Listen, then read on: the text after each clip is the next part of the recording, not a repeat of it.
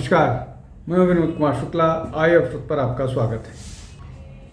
फिर मैं एक बार हफ्ते की 4 सुर्खियों के साथ हाजिर हूँ। सबसे पहली महत्वपूर्ण खबर जिस पर चर्चा सबसे ज़्यादा जोर पर है वो है राहुल गांधी का एक बार फिर भारत के लोकतंत्र पर खतरे को लेकर के विदेश में दिया गया बयान। इस बार वो अक्सर ये बातें करते रहते हैं, कभी अमेरिकन यूनिवर्सिटीज़ में, कभी यूके की यूनिवर्सिटी में, कभी और कहीं इस तरह के एनजीओज़ के साथ बात करते हुए अभी उन्होंने कोलंबिया के EIA यूनिवर्सिटी में ये बात कही, जो मोदी सरकार की आलोचना करते हुए कि नरेंद्र मोदी के नेतृत्व वाली जो सरकार है वो इस देश के लोकतंत्र पर हमलावर है। इस देश के लोकतंत्र को सबसे ज़्यादा नुकसान पहुंचा रहे हैं और यही सबसे बड़ा जो है वो खतरा है देश की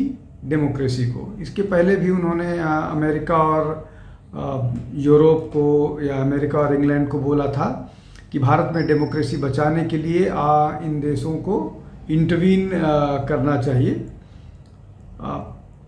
उन्होंने और बहुत सारी बात की, भारत के डाइवर्सिटी की बात की, multiple religion, tradition, language, ideas की बात की, लेकिन घूम फिरा करके इस पूरे उनके वक्तव्य का लब्बो लुबाब जो है वो यही है कि भारत में डेमोक्रेसी खतरे में है और उस डेमोक्रेसी में खतरे के जिम्मेदार नरेंद्र मोदी, उनकी सरकार और संघ है। चूँकि का जो 2 अक्टूबर को इस बार के दशहरा विजयदशमी को 100 साल पूरे हुए संघ को, उसके आसपास इस तरह के बयान का आना अपने आप में 2 चीज़ें बताता है। पहला ये कि संघ के खिलाफ जो उनका विदेश में भी जा कर के, सरकार के खिलाफ जो विदेश में जा कर के कैंपेन है वो खतरनाक है, और दूसरा संघ की आइडियोलॉजी को लेकर के किस तरह से उनकी जो आलोचना है वो घृणा के स्तर तक पहुंच जाती है, ये जग जाहिर हो गई।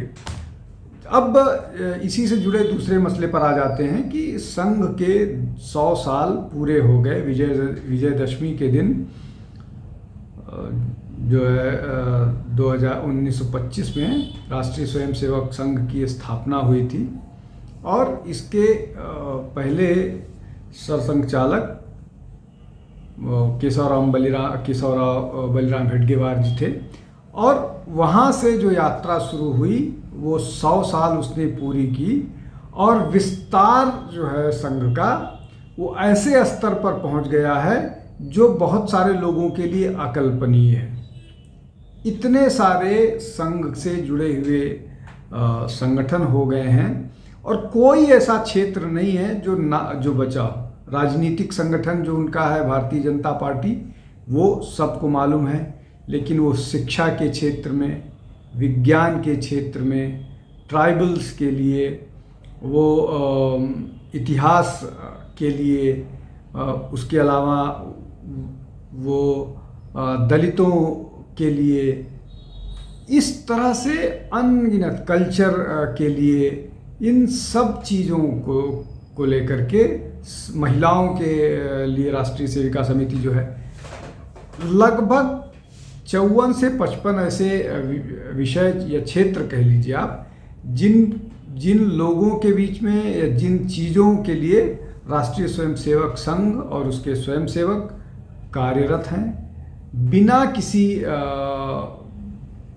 किसी इसको आप कहिए कि समर्पण भाव से, बिना किसी जिसको बोलते हैं उसके बदले में किसी चीज़ की उम्मीद किए हुए लगातार पूरे देश में और उन जगहों पर जहां सामान्य लोगों के लिए पहुंचना मुश्किल होता है, ट्राइबल इलाकों में कन्वर्जन के खिलाफ लगातार जो क्रिश्चियन मिशनरीज या इस्लामिक ऑर्गेनाइजेशंस हैं जो डिसीटफुल तरीके से कन्वर्जन कर रहे हैं, उनके लिए उनके बीच काम कर रहे हैं। अब कुल मिलाकर के ये संघ के 100 वर्ष पूरे हुए हैं। एक बड़ी यात्रा थी, उसको लेकर के प्रधानमंत्री से लेकर के राष्ट्रीय स्वयंसेवक संघ के अभी के सरसंघ चालक सब ने चर्चा की और वो शताब्दी वर्ष ग्लोबली सेलिब्रेट किया जा रहा है। अब एक तीसरा महत्वपूर्ण मसला है बिहार में चुनाव को लेकर के, जिसकी घोषणा कभी भी हो सकती है। अब बिहार में चुनाव को लेकर के सामान्यतः जब चर्चा होती है तो दो बड़े गठबंधनों की बात होती है। पहला नेशनल डेमोक्रेटिक अलायंस एनडीए, जिसके प्रमुख घटक अभी जनता दल यू, भारतीय जनता पार्टी, हम जो जीतन राम मांझी का है, उसके अलावा चिराग पासवान का लोक जनशक्ति पार्टी रामविलास, प्लस उपेंद्र कुशवाहा का राजनीतिक दल। कुल मिलाकर के ये राजनीतिक दल है। और दूसरी तरफ महागठबंधन, जिसमें कांग्रेस है, आरजेडी है, मार्क्सिस्ट लेनिस्ट लेफ्ट पार्टी है, इस तरह के और संगठन हैं। तो अगर इन सब को देखा जाए तो ये दोनों ही मोटे तौर पर चुनाव लड़ते हैं।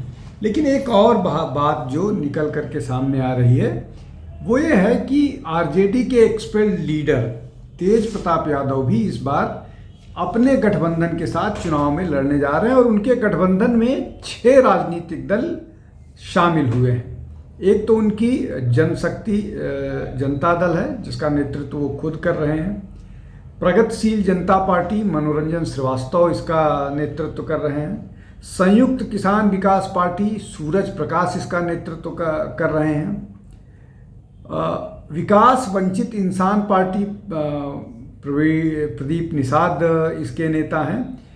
और वाजिब अधिकार पार्टी, विद्यानंद राम इसके अध्यक्ष हैं।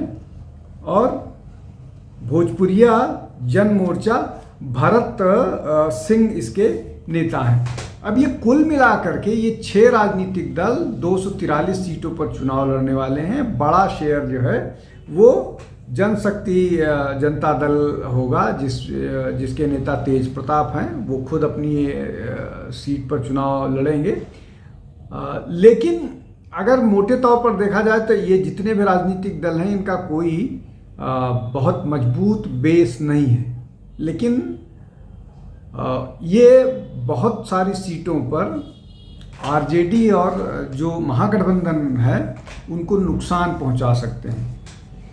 कुल मिलाकर के ये स्थिति होने वाली है। इनमें से अगर तेज प्रताप अपनी सीट जीत लें या इनके सारे नेता अपनी सीट जीत लें, वो ही एक बड़ी उपलब्धि होगी। लेकिन ये नुकसान जरूर कर सकते हैं, नुकसान करते हुए नजर आ रहे हैं।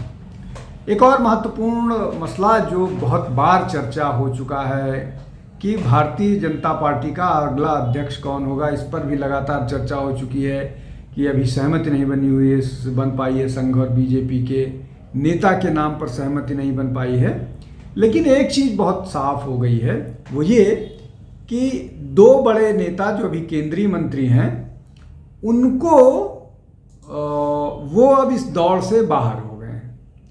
वो इस दौड़ से बाहर होने के पीछे जो कारण नजर आ रहा है, वो कारण ये है, अब वो नेता कौन है पहले ये जान ले, फिर कारण समझ लेते हैं। भूपेंद्र यादव, जिनके पास पर्यावरण मंत्रालय, और धर्मेंद्र प्रधान, जिनके पास शिक्षा मंत्रालय है। अब ये दोनों नेता जो हैं वो इस दौड़ से बाहर हैं। अब इस दौड़ से बाहर इसलिए हैं कि इन दोनों को चुनाव का इंचार्ज बना दिया गया है। एक को बिहार का इंचार्ज बनाया गया है और दूसरे को पश्चिम बंगाल का चुनाव इंचार्ज बनाया गया। अब जैसे ही इन दोनों को इन प्रदेशों का चुनाव इंचार्ज बनाया गया है, वैसे ही इस बात की संभावनाओं को विराम लग जाता है कि अब इनको अध्यक्ष पद के दौड़ के लिए कंसीडर किया जाएगा। अब ये कुल मिलाकर के चुनाव प्रबंधन देखें और जो खबरें आ रही हैं, जो बातें निकल करके आ रही हैं, वो ये कि बिहार चुनाव के बाद ही अध्यक्ष पद पर कोई फैसला हो सकता है। हालांकि ये कहना अपने आप में ठीक नहीं होगा, इसलिए कि किसी भी समय किसी भी दिन अनाउंसमेंट हो सकता है चुनाव के बाद होगा ये होगा, ये संदेहास्पद मामला है। लेकिन अभी कम से कम ऐसा नज़र आ रहा है कि ये दोनों, भूपेंद्र यादव और धर्मेंद्र प्रधान, इस दौड़ में अलग हो गए हैं। आज के लिए बस इतना ही। बहुत बहुत धन्यवाद। नमस्कार। हमारे चैनल आई ऑफ ट्रुथ को सब्सक्राइब कीजिए YouTube पर, इसे फॉलो कीजिए Facebook पर, Instagram पर, Twitter पर और कू पर। हमारे चैनल के बारे में फीडबैक देने के लिए हमें मेल कीजिए ioftruth.6@gmail.com पर।